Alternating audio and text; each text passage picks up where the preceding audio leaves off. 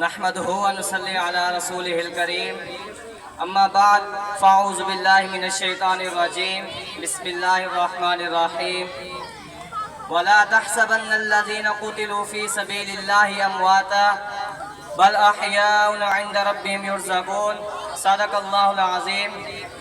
حمد و ثنا کے بعد لائق صاحب احترام پرنسپل صاحب، اساتذہ کرام اور میرے ہم مکتب ساتھیو، السلام علیکم۔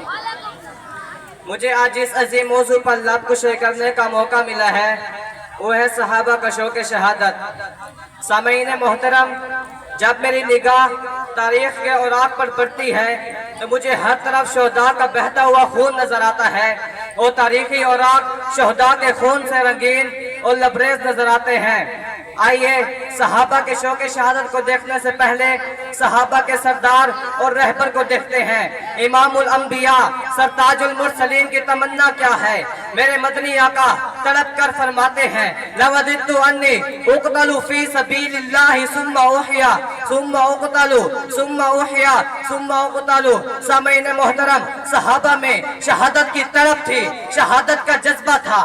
اگر صحابہ میں شوق شہادت نہ ہوتا تو بدر میں 14 صحابہ شہید نہ ہوتے، اگر صحابہ میں شوق شہادت نہ ہوتا تو خندق میں 70 صحابہ شہید نہ ہوتے، جس میں آپ صلی اللہ علیہ وآلہ وسلم کے چچا حضرت حمزہ کے ٹکڑے ٹکڑے کر دیے گئے۔ اگر صحابہ میں شوق شہادت نہ ہوتا تو خندق میں 6 صحابہ شہید نہ ہوتے۔ مجھے کہنے دیجئے، اگر صحابہ میں شوق شہادت نہ ہوتا تو صدیق اکبر کے دور خلافت میں 28,000 صحابہ اپنی جانوں کے نذرانے پیش نہ کرتے۔ اگر صحابہ میں شوق شہادت نہ ہوتا تو فاروق اعظم کے دور خلافت میں 14,000 صحابہ شہید نہ ہوتے۔ اگر صحابہ میں شوق شہادت نہ ہوتا تو عثمان غنی کے دور خلافت میں 16,000 صحابہ شہید نہ ہوتے۔ ارے میں تو کہتا ہوں، اگر صحابہ میں شوق شہادت نہ ہوتا تو اپنے گھروں میں بیٹھ جاتے، اپنے بیوی بچوں میں بیٹھ جاتے۔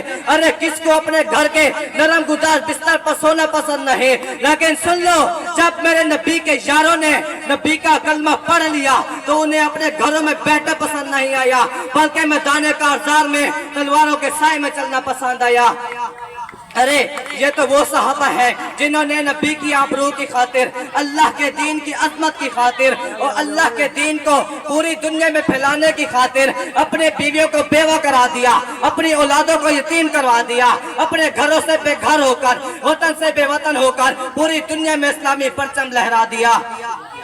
سامعین محترم، اگر جذبہ شہادت کو دیکھنا ہے تو آئیے ذرا احد کے پہاڑ سے پوچھتے ہیں، اے احد ذرا تو بتانا میرے عبداللہ بن حجش تیرے سینے میں کس جذبہ اور کس شوق سے آیا تھا؟ تو احد کا پہاڑ جواب دیتا ہے، اے رفیق کیا تجھے معلوم نہیں کہ وہ کیا تمنا کرتے ہوئے یہ دعا کر رہے تھے؟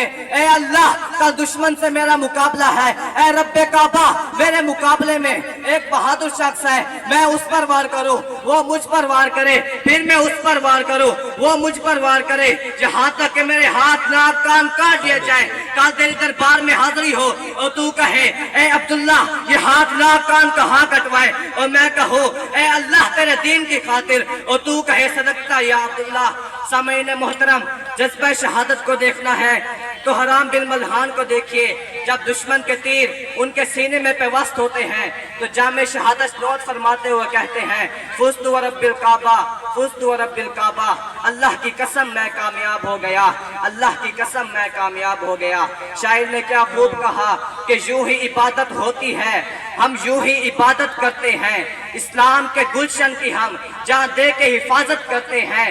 جینے کا ہمیں کوئی شوق نہیں، مرنے کی ہمیں کوئی فکر نہیں، وہ مر کے بھی زندہ رہتے ہیں جو دین کی حفاظت کرتے ہیں۔ وما علینا الا